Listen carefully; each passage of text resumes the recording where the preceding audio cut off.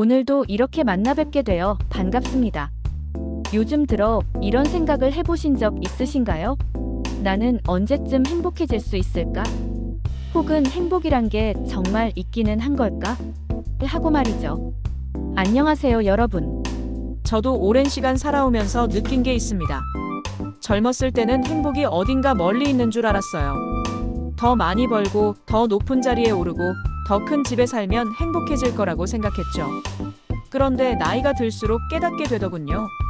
행복은 사실 아주 가까운 곳에 우리의 일상 속에 숨어 있다는 것을요.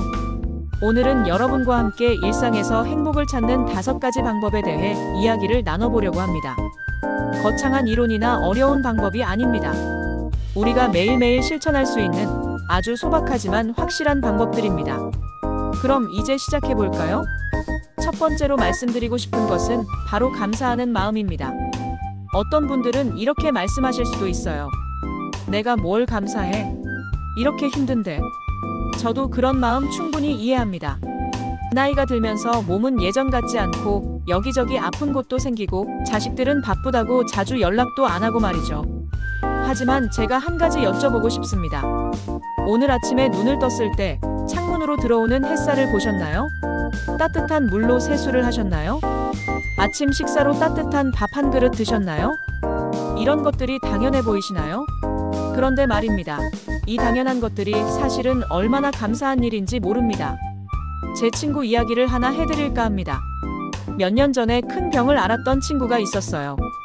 병원 생활을 몇 달 하고 나서야 겨우 집으로 돌아왔는데 그 친구가 저한테 이런 말을 하더군요. 집에 와서 내 침대에서 자는 게 이렇게 좋은 줄 몰랐어. 아침에 일어나서 화장실에 혼자 갈 수 있다는 게 얼마나 감사한지 몰라. 그 말을 듣고 저도 많은 생각을 했습니다. 우리는 너무 많은 것을 당연하게 여기며 살아가고 있구나 하고 말이죠. 감사하는 마음을 갖는 것, 이게 생각보다 쉽지 않다는 걸 압니다. 그래서 제가 한 가지 방법을 추천해 드립니다. 매일 저녁 잠자리에 들기 전에 딱 3분만 시간을 내보세요. 그리고 오늘 하루 중 감사했던 일 3가지만 떠올려 보는 겁니다. 아주 작은 것도 좋습니다. 오늘 날씨가 좋아서 산책하기 좋았다. 마트에서 장 보는데 점원분이 친절하게 대해주셨다. 손자가 전화해서 목소리를 들었다. 이렇게 작은 것들이면 충분합니다. 처음에는 찾기 어려울 수도 있어요. 하지만 매일 하다 보면 신기하게도 하루 중에 감사한 일들이 점점 더 많이 보이기 시작합니다. 저는 요즘 작은 수첩을 하나 준비해서 거기에 감사한 일들을 간단히 적어두고 있어요. 가끔 기분이 안 좋은 날에는 그 수첩을 펼쳐서 읽어봅니다. 그러면 제 삶이 생각보다 괜찮구나, 감사할 일이 참 많았구나 하는 걸 새삼 느끼게 되더군요. 감사하는 마음, 이것이 행복의 첫 번째 열쇠입니다. 우리가 가진 것에 집중하면 없는 것에 대한 아쉬움은 자연스럽게 줄어듭니다. 그리고 그 순간 우리는 이미 충분히 풍요로운 삶을 살고 있다는 것을 깨닫게 됩니다. 두 번째로 말씀드리고 싶은 것은 규칙적인 생활 습관입니다. 어떤 분들은 이렇게 생각하실 수도 있어요. 나이 들어서까지 규칙적으로 살아야 하나? 이제는 좀 자유롭게 살고 싶은데. 물론 그 마음도 이해합니다. 평생 일하고 가족 뒷바라지하느라 고생하셨는데 이제는 하고 싶은 대로 사시고 싶으시죠. 하지만 제가 경험으로 말씀드리는데 규칙적인 생활이야말로 우리에게 진짜 자유를 줍니다. 어떻게 그럴 수 있냐고요? 생각해보세요. 매일 일어나는 시간이 제멋대로고 먹는 시간이 들쭉날쭉하고 자는 시간도 일정하지 않으면 어떻게 될까요? 몸이 리듬을 잃어버립니다. 그러면 피곤하고 소화도 안 되고 밤에 잠도 안 오고 낮에는 졸리고, 이런 상태에서 무슨 일을 하든 제대로 즐길 수가 없어요. 반대로 규칙적인 생활을 하면 어떻게 될까요? 몸이 리듬을 찾습니다. 아침에 일어나면 자연스럽게 식욕이 생기고 활동하기 좋은 시간대에는 에너지가 넘치고 밤이 되면 편안하게 잠들 수 있습니다. 이런 상태가 되면 하루하루가 훨씬 더 활기차고 즐거워집니다. 제가 권해드리는 규칙적인 생활 습관은 이렇습니다. 먼저 기상시간과 취침시간을 정해두세요. 주말이라고 해서 너무 늦게까지 자지 마시고 평일과 비슷한 시간에 일어나는 게 좋습니다. 처음에는 힘들 수 있지만 2주 정도만 지나면 몸이 적응합니다. 그 다음으로 식사 시간을 일정하게 가져가세요. 아침, 점심, 저녁을 되도록 같은 시간대에 드시는 겁니다. 우리 몸은 습관의 동물이라서 정해진 시간에 밥을 먹으면 소화도 잘 되고 건강에도 좋습니다. 그리고 매일 같은 시간에 할 수 있는 활동 하나를 정해보세요. 저 같은 경우는 아침 식사 후에 30분 정도 산책을 합니다. 비가 오나 눈이 오나 몸이 좀 피곤해도 가능하면 나가려고 노력해요. 이게 제 하루의 시작이 되더군요. 규칙적인 생활이 주는 또 하나의 장점이 있습니다. 바로 예측 가능성이에요. 내일 몇 시에 일어나서 무엇을 하고 언제 식사를 할지 알고 있으면 마음이 편안해집니다. 불안감이 줄어들죠. 나이가 들수록 변화에 적응하는 게 예전만큼 쉽지 않습니다. 그래서 안정적이고 규칙적인 일상이 더욱 중요해요. 이것이 우리에게 심리적인 안정감을 주고 그 안정감이 바로 행복의 토대가 됩니다. 물론 가끔은 특별한 일로 일정이 달라질 수도 있습니다. 손주들이 놀러 온다거나 친구들과 여행을 간다거나 할 때는 유연하게 대처하시면 됩니다. 중요한 건 평소의 기본 리듬을 유지하는 거예요. 규칙적인 생활 습관, 이것이 우리에게 주는 건 단순한 건강만이 아닙니다. 하루하루를 더 충실하게 살 수 있는 에너지와 삶을 통제하고 있다는 자신감, 그리고 그로부터 오는 평온함입니다. 이 모든 것이 결국 행복으로 이어집니다. 세 번째로 말씀드릴 것은 사람들과의 관계입니다. 살다 보면 참 많은 사람들을 만나게 됩니다. 가족, 친구, 이웃, 동호회 사람들. 그런데 나이가 들수록 이런 관계들이 점점 좁아지는 것 같다는 느낌 받아보신 적 있으신가요? 젊었을 때는 직장 동료도 있고 자녀들 학교 관계로 만나는 학부모들도 있고 동네에서도 자주 오가는 사람들이 많았죠. 그런데 은퇴를 하고 자식들이 독립하고 나면 만나는 사람의 폭이 확 줄어듭니다. 어떤 분들은 이제 나이도 들었는데 새로운 사람 만나는 것도 귀찮고 그냥 집에서 편하게 지내는 게 좋아하고 말씀하시기도 해요. 그 마음도 이해합니다. 사람 만나는 게 때로는 피곤하기도 하니까요. 하지만 제가 분명히 말씀드릴 수 있는 건 사람과의 관계만큼 우리를 행복하게 만드는 것은 없다는 겁니다. 하버드 대학에서 80년 넘게 진행한 연구가 있습니다. 수백 명의 사람들을 태어나서부터 죽을 때까지 추적 조사한 거죠. 그 긴 연구 끝에 나온 결론이 뭔지 아세요? 바로 좋은 인간관계가 우리를 행복하고 건강하게 만든다는 것이었습니다. 돈도 아니고 명예도 아니고 오직 사람과의 관계였어요. 가까운 사람들과 좋은 관계를 유지하는 사람들이 더 행복했고, 더 건강했고, 더 오래 살았습니다. 그렇다면 어떻게 해야 좋은 관계를 유지할 수 있을까요? 먼저 기존의 관계를 소중히 여기세요. 오랜 친구들, 형제자매들, 이웃들. 이런 분들과의 연락을 끊지 마세요. 요즘은 전화도 있고 문자도 있으니 가끔씩이라도 안부를 물어보는 겁니다. 요즘 어떻게 지내세요? 날씨가 추운데 감기 조심하세요. 오랜만에 차나 한잔 할까요? 이런 간단한 말 한마디가 관계를 이어줍니다. 자주 만나지 못하더라도 서로를 기억하고 있다는 것만으로도 큰 위안이 됩니다. 그 다음으로 새로운 관계를 만들어 보세요. 이 나이에 무슨 새로운 친구를 하실 수도 있는데 생각보다 어렵지 않습니다. 복지관이나 문화센터에서 하는 프로그램에 참여해 보세요. 노래교실, 그림교실, 요가교실, 무엇이든 좋습니다. 같은 관심사를 가진 사람들을 만나면 자연스럽게 대화가 이어지고 친구가 됩니다. 등산 모임이나 탁구, 동호회 같은 곳도 좋아요. 같이 운동하고 땀 흘리고 식사하면서 자연스럽게 친해집니다. 나이가 비슷한 분들끼리 모이니까 이야기도 잘 통하고요. 봉사활동도 추천해드립니다. 지역 도서관에서 책 정리를 돕는다거나 복지관에서 급식 봉사를 한다거나 아니면 교회나 사찰에서 하는 봉사활동에 참여하는 것도 좋습니다. 좋은 일을 하면서 동시에 좋은 사람들을 만날 수 있으니 일석이조죠. 여기서 중요한 게 하나 있습니다. 관계를 만들 때 너무 큰 기대를 하지 마세요. 이 사람이 나한테 이렇게 해줄 거야 하고 기대하면 실망하게 됩니다. 대신 내가 이 사람에게 무엇을 해줄 수 있을까 하는 마음으로 접근하세요. 먼저 웃어주고 먼저 인사하고 먼저 배려하세요. 그러면 상대방도 자연스럽게 마음을 열게 됩니다. 좋은 관계는 서로 주고받는 겁니다. 또 하나, 가족과의 관계도 잊지 마세요. 특히 배우자와의 관계 말입니다. 오래 같이 살다 보면 서로에게 무심해지기 쉽습니다. 이제 할 말도 다 했고 새로울 것도 없고 하면서 말이죠. 하지만 배우자는 우리 인생에서 가장 오래 함께할 사람입니다. 이 관계를 소홀히 하면 나중에 외로워질 수밖에 없어요. 고맙습니다. 사랑합니다. 이런 말들 쑥스러워도 가끔은 해보세요. 손을 잡아보고 어깨를 토닥여주고 함께 산책도 하고 영화도 보러 가세요. 평생을 함께한 사람이지만 여전히 새롭게 발견할 것들이 있습니다. 자녀들과의 관계도 마찬가지입니다. 자식이 독립했다고 해서 관계가 끝나는 건 아니에요. 적절한 거리를 유지하면서도 서로에게 관심을 갖고 사랑을 표현하세요.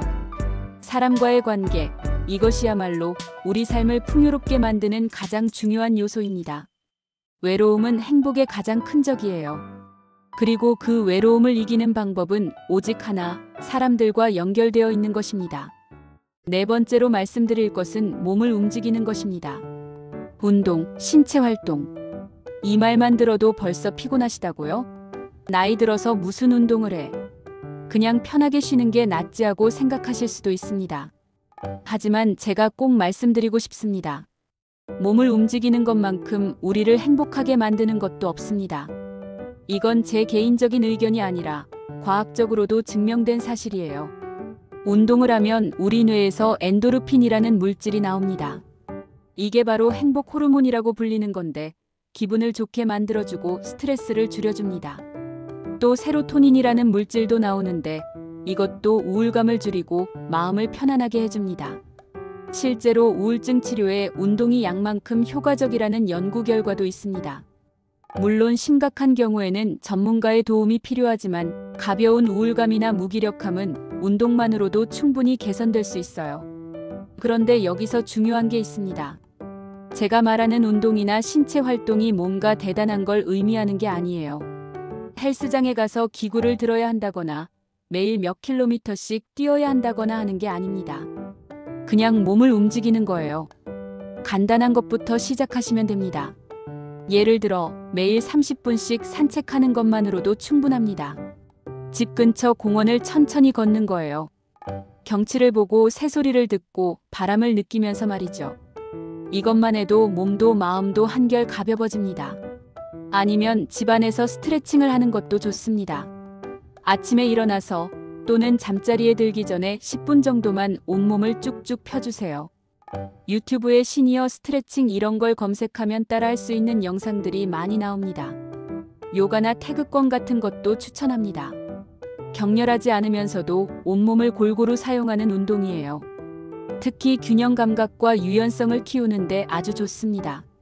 복지관이나 문화센터에서 수업을 듣는 것도 방법이고요. 수영도 좋습니다. 물속에서 하는 운동이라 관절에 무리가 적고 전신 운동이 되니까 효과도 좋아요. 수영을 못하신다면 수중 걷기만 해도 충분합니다. 정원 가꾸기나 텃밭 일도 훌륭한 신체 활동입니다. 흙을 만지고 식물을 돌보고 허리를 굽히고 펴는 이 모든 동작이 운동이 됩니다. 게다가 자기가 키운 채소나 꽃을 보는 즐거움도 크죠. 집안일도 마찬가지예요. 청소하고 설거지하고 빨래 널고 이런 일상적인 활동들도 다 몸을 움직이는 겁니다. 이것들을 귀찮아하지 말고 내가 지금 몸을 건강하게 만들고 있구나 하고 생각하면서 하세요. 여기서 팁을 하나 드리자면 가능하면 야외에서 활동하세요. 햇빛을 받으면서 운동하면 비타민 D도 만들어지고 기분도 더 좋아집니다. 실내보다는 밖에서 움직이는 게 훨씬 효과적이에요. 그리고 혼자 하기보다는 누군가와 함께 하는 게 좋습니다. 배우자와 함께 산책하거나 친구와 함께 운동 수업을 듣거나 하면 서로 격려도 되고 꾸준히 하기도 쉽습니다. 중요한 건 꾸준함입니다. 하루 이틀 열심히 하다가 그만두는 것보다 매일 조금씩이라도 계속하는 게 훨씬 좋아요. 처음에는 10분만 걸어도 됩니다. 익숙해지면 15분, 20분으로 늘려가면 되는 거죠. 몸을 움직이면 잠도 잘 오고 식욕도 생기고 소화도 잘 됩니다. 그리고 무엇보다 스스로 건강을 관리하고 있다는 자신감이 생깁니다. 나는 아직 건강하고 활기차다는 이 느낌이 우리를 행복하게 만듭니다. 물론 몸 상태가 좋지 않거나 지병이 있으신 분들은 의사와 상담해서 자신에게 맞는 운동을 찾으셔야 합니다. 무리하면 안 돼요. 자신의 몸 상태에 맞는 할 수 있는 범위 내에서 움직이는 게 중요합니다. 몸을 움직이세요. 그러면 마음도 함께 움직입니다. 그리고 그 움직임 속에서 우리는 생동감과 활력을, 그리고 행복을 느낄 수 있습니다. 마지막으로 5번째 방법은 작은 즐거움 찾기입니다. 우리는 종종 행복이라는 것을 너무 거창하게 생각하는 경향이 있습니다. 큰 성공, 큰 돈, 큰 기쁨. 뭔가 특별한 일이 있어야 행복할 수 있다고 생각하죠. 하지만 진짜 행복은 그런 게 아닙니다. 행복은 우리 일상의 작은 순간들 속에 있어요. 문제는 우리가 그것을 알아차리지 못한다는 겁니다. 생각해 보세요. 아침에 일어나서 마시는 따뜻한 차 한 잔, 창밖에 피어난 꽃 한 송이, 이웃과 나누는 짧은 인사, 좋아하는 TV 프로그램을 보는 시간. 이런 것들이 다 작은 즐거움입니다. 제가 요즘 즐기는 작은 즐거움을 하나 말씀드릴까요? 매일 아침 커피를 내려 마시는 겁니다. 원두를 갈고 물을 끓이고 천천히 커피를 내리는 그 과정 자체가 제게는 하나의 의식 같아요. 그리고 그렇게 만든 커피를 창가에 앉아서 마시는데 그 순간만큼은 정말 평화롭습니다. 어떤 분은 퍼즐 맞추기를 좋아하실 수도 있고 어떤 분은 손뜨개질을 하시면서 행복을 느끼실 수도 있습니다. 또 어떤 분은 손주들 사진을 정리하는 게 즐거움일 수도 있고요. 중요한 건 자기만의 작은 즐거움을 찾는 겁니다. 그리고 그것을 의식적으로 즐기는 거예요. 아, 지금 이 순간이 좋구나. 이걸 하고 있을 때 내가 행복하구나. 이렇게 의식하면서 그 순간을 음미하는 겁니다. 책 읽기도 좋은 즐거움입니다. 요즘은 글씨가 큰 책들도 많이 나오고 도서관에서 빌려볼 수도 있으니까요. 좋아하는 장르의 책을 찾아서 편안하게 읽는 시간을 가져보세요. 음악 듣기도 제시도콜 계속 추천합니다. 젊었을 때 좋아했던 노래들을 다시 찾아 들어보세요. 옛날 생각도 나고 그때의 감정들이 되살아나면서 마음이 따뜻해집니다. 요즘은 스마트폰으로도 쉽게 음악을 들을 수 있으니 자녀분들께 한번 여쭤보시면 도움을 받으실 수 있을 거예요. 요리도 좋은 즐거움이 될 수 있습니다.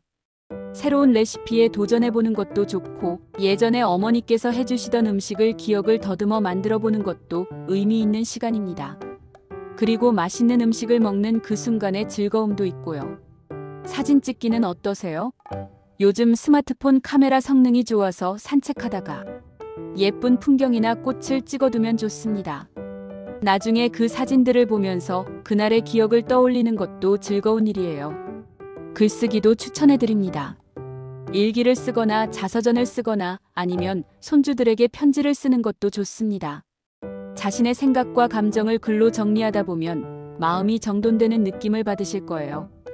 그림 그리기나 서예도 좋습니다. 잘 그리고 못 그리고는 중요하지 않아요. 그 과정 자체를 즐기는 겁니다. 붓을 들고 먹을 갈고 한 획 한 획 정성스럽게 쓰다 보면 마음이 고요해집니다. 낚시를 좋아하시는 분들도 계시죠. 물가에 앉아서 낚싯대를 들이우고 고요히 기다리는 그 시간이 주는 평화로움이 있습니다. 물고기가 잡히든 안 잡히든 그 시간 자체가 힐링이 되는 거죠. 등산이나 숲속 걷기도 큰 즐거움입니다. 자연 속에 있으면 저절로 마음이 편안해지고 상쾌해집니다. 산 정상에 올라서 내려다보는 풍경, 숲길을 걸으며 맡는 흙냄새와 나무 향기, 이런 것들이 우리에게 큰 기쁨을 줍니다. 영화나 연극 관람도 좋습니다.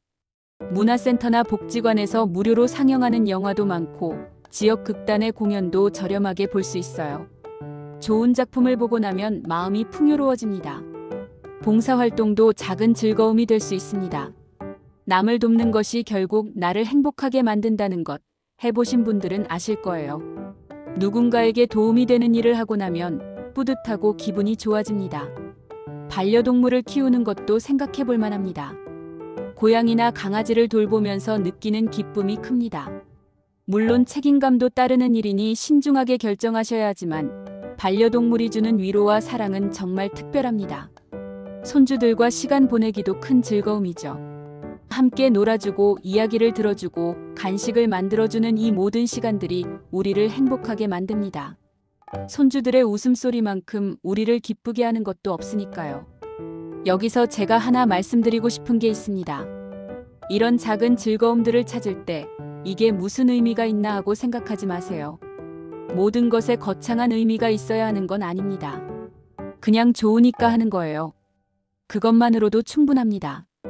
우리 인생에서 그냥 즐거워서 하는 것이 얼마나 중요한지 모릅니다. 평생을 누군가를 위해, 무언가를 위해 살아오셨잖아요. 이제는 자기 자신을 위한 시간을 가지셔도 됩니다. 아니, 가지셔야 합니다. 매일매일 작은 즐거움을 하나씩 만들어 보세요. 아침에 일어나서 오늘은 무엇을 하면서 즐거워할까? 하고 생각해 보는 겁니다. 그리고 그 즐거움을 실행에 옮기세요.